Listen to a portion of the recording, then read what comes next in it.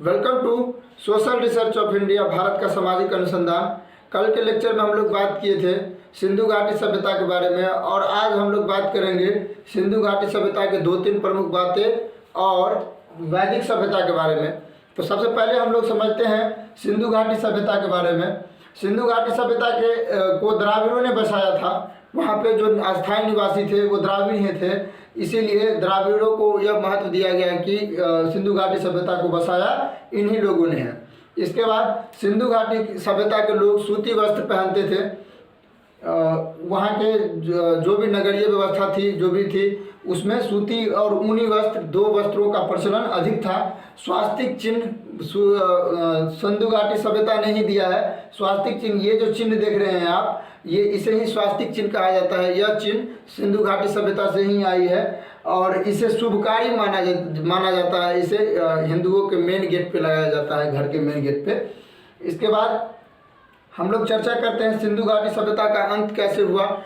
अगर बात करें यहाँ पर, तो सिंधु घाटी सभ्यता का अंत का एक निश्चित कारण नहीं बताया जा सकता है, क्योंकि कहा जा रहा है कि सिंधु घाटी सभ्यता से अचानक लोग वहाँ से पलायन करने लगे, यानी जाने लगे एक स्थान से दूसरे स्थान तक, और उसके कारण अभी भी विद्वान उसके बारे में सही ठिकाना नहीं लगा पाई है कि क्यों सिंधु घाटी सभ्यता के लोग वहाँ से जाने लगे।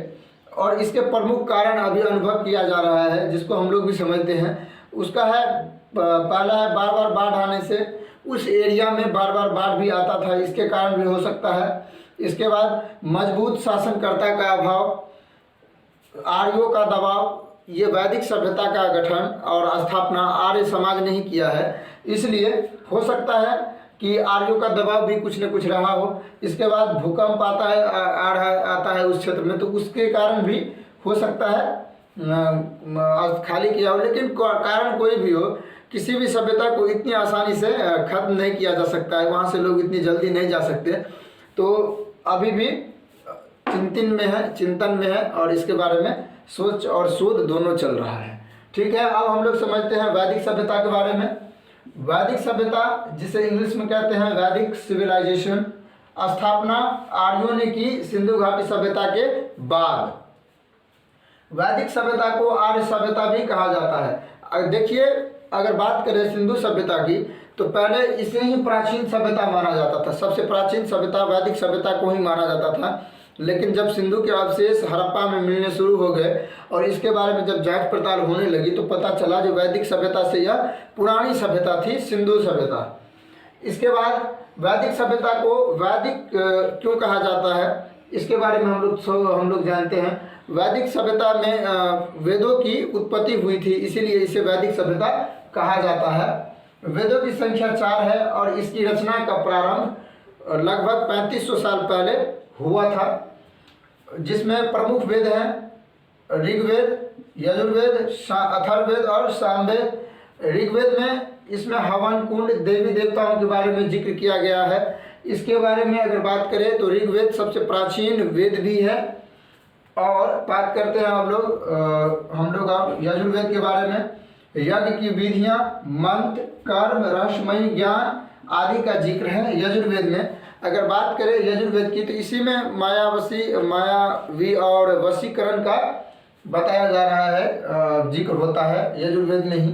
अथर्ववेद के बारे में अगर बात करें, तो अथर्ववेद को कहा जाता है कि प्रभु के भक्ति में लीन होकर मोक्ष की प्राप्ति के लिए जो तपस्या करते हैं, उसी में उसका चर्चा अथर्ववेद में है। जड़ी बूटियों, चमत्कार और आयुर्वेद का जिक्र अथर्ववेद में है। सामवेद को संगीत का जन्मदाता भी कहा जाता है। और ऋग्वेद का संगीतमय रूप सामवेद को कहा जाता है।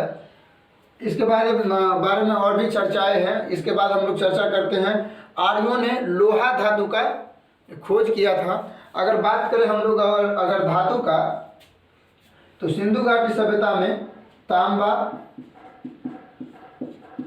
सोना, टीन और पत्थर, ये सभी चीज उस समय में यूज किया जाता था सिंधु घाटी सभ्यता में। लेकिन यहाँ पर लोहा नहीं था।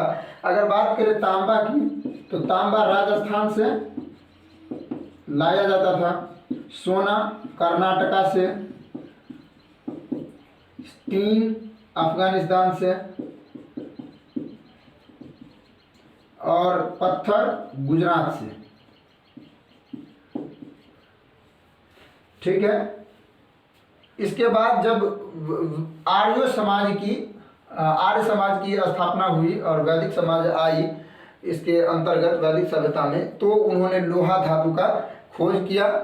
आर्यों के जीवन में जानवरों में घोड़ा बहुत महत्वपूर्ण था, जबकि सिंधु सभ्यता में गाय बहुत महत्वपूर्ण थी।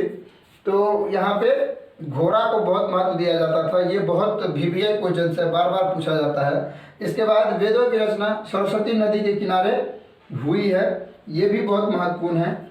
इसके बाद वैदिक सभ्यता एक ग्रामीण सभ्यता थी और इसका मुख्य पेशा कृषि था। लेकिन अगर सिंधु सभ्यता की बात करें तो इसका मुख्य पेशा व्यापार था। इसमें भी कृषि था लेकिन अधिकतर व्यापारी थे इसमें। लेकिन यहाँ पर मुख्य पेशा कृषि है और यह एक ग्रामीण सभ्यता है। लेकिन सिंधु सभ्यता एक नगरीय सभ्यता कहा जाता है। वैदिक काल में दो महान पुरोहित हुए, वशिष्ठ और विश्वामित्र। ये महान पुरोहित कहा जाता है।